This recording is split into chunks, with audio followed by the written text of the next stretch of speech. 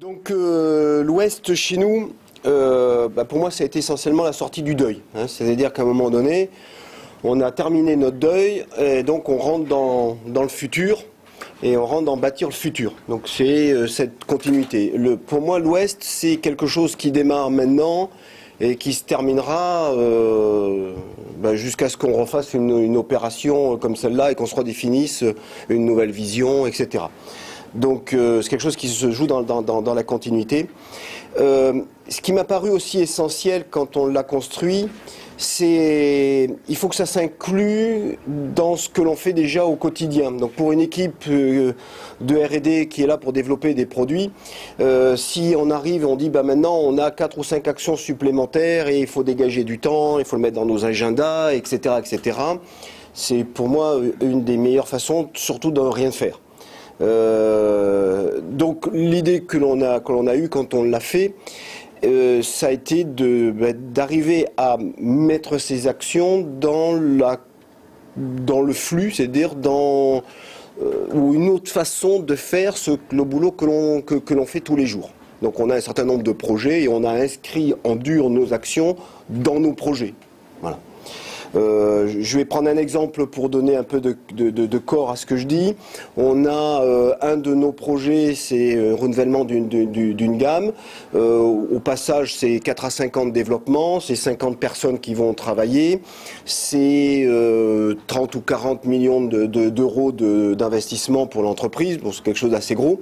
Et clairement, l'équipe ici sur Grenoble n'avait pas les moyens toute seule de le faire. Donc on a un développement qui va se faire réparti sur les 3 centres de développement. Et c'est super parce que dans notre vision, on avait inscrit que, étant donné que la volonté globale de notre maison mère, c'est de mettre de plus en plus de choses dans les pays low cost, et c'est de se dire, c'est quoi notre futur ? À partir du moment où les développements et les développeurs partent en Chine, en Inde, etc., et qu'est-ce qui nous reste à part les yeux pour pleurer? Donc une de nos visions, c'est de se dire il faut qu'on passe de simples équipes de développement à de la valeur ajoutée, à plus de compétences, plus d'expertise, une capacité managériale de projets multi-sites, multiculturels, tout ce que vous voudrez. Et ça tombe bien, on a un projet qui est exactement dans ce cas-là. Donc on a inscrit une de nos actions dans notre Ouest sur le management multi-site, multi-géographique, multiculturel d'un très gros projet. Voilà pour vous donner quelques exemples. Je pense aussi qu'on a, entre le moment où on a fait l'Ouest qui devait être au mois de janvier, et maintenant on a pas mal mûri aussi entre-temps. Et on reformulerait ça assez différemment. C'est-à-dire que pour nous, l'Ouest, ou pour moi, ça a été essentiellement de remettre nos équipes au travail. Remettons-les au travail plutôt que d'être dans du Sud constamment à dire pourquoi ça ne pouvait pas marcher. Quand les gens sont dans le Sud, ça veut dire qu'ils passent beaucoup plus de temps à la machine à café, et c'est pas de la machine à café productive au sens échange technique, etc.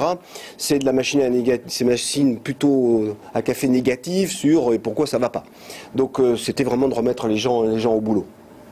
Et c'est ce qu'on est en passe de réussir d'ailleurs au passage. Voilà.